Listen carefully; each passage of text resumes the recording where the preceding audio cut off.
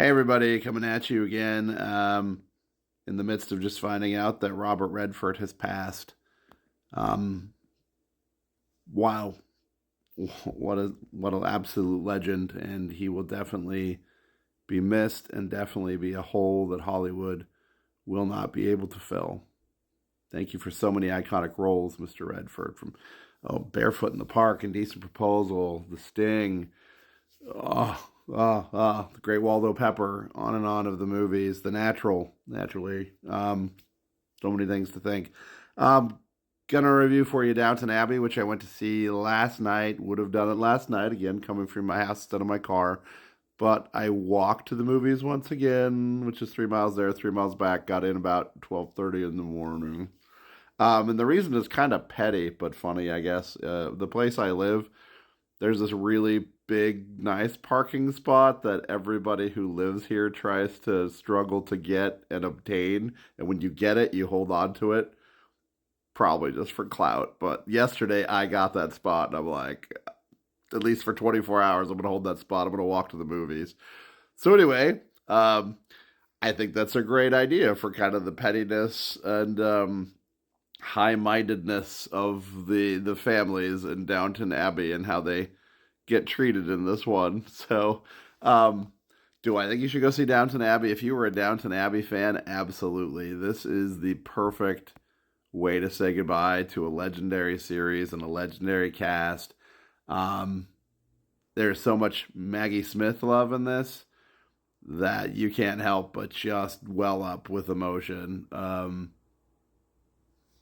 Wow. It was a great chapter.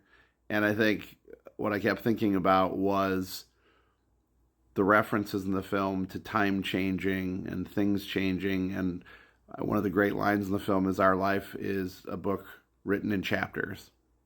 And so we've seen this chapter of this family in this particular time period. We've seen them through World War One. We've seen them through the 1920s. We've seen the political goings on around the world around them and the culture going around them and how it's shaped and reshaped them. And now we're seeing the turning of a chapter as Lady Mary takes over. And man, my eternal crush on Michelle Dockery will never be ended. She is so dynamic and so anyway, go on. Um, from the moment this movie opens up with this really beautiful tracking shot of the Strand in London into the theater, through the crowd and up on the stage, and then the way it ends with basically pulling out in that same kind of proscenium, I can't talk today. The framing of the scene, the proscenium there, of a curtain call where you get to say goodbye to these great screen partners we've seen over time. Emotionally wrecked. That was great. You get to see through this some of the people that you've loved who've worked together as partnerships. They purposely give them these kind of final goodbye scenes together to chew on lines together and just give it their all. Especially in the partnerships of those in the staff who are leaving and those who are taking over.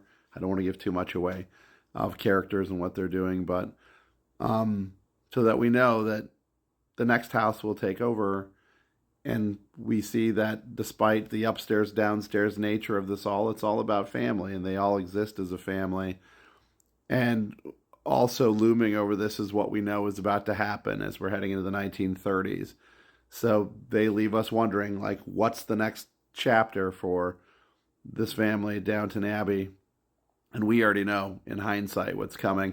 And obviously there's a lot in this film about the morality of the time. Again, I don't want to give too much away, but one of the main characters gets divorced. And then, like, high society shuns that character. And you keep thinking about, we're only 6 years away from King Edward abdicating the throne to fall in love. and choose his own path, and of course rock the scandal, which I also loved about this film because I thought this leaves off right at the perfect time that the crown can take over. So now you can watch the entire Downton Abbey and then follow it up with the crown, and you've got like an entire century of British history of downstairs, upstairs dynamics of royalty, of two great shows. Downton Abbey and The Crown. Okay, I'm talking too much. Go see this film if you're a huge Downton Abbey fan. Even if you're not, just try and catch up and then watch this because it's a great play to watch. This is the best way I can put it. I mean, it's definitely for the fans. It's fan service, but the acting in it is great. The characters are great. The scenery, of course, is beautiful. I'm a sucker for a 1930s period piece.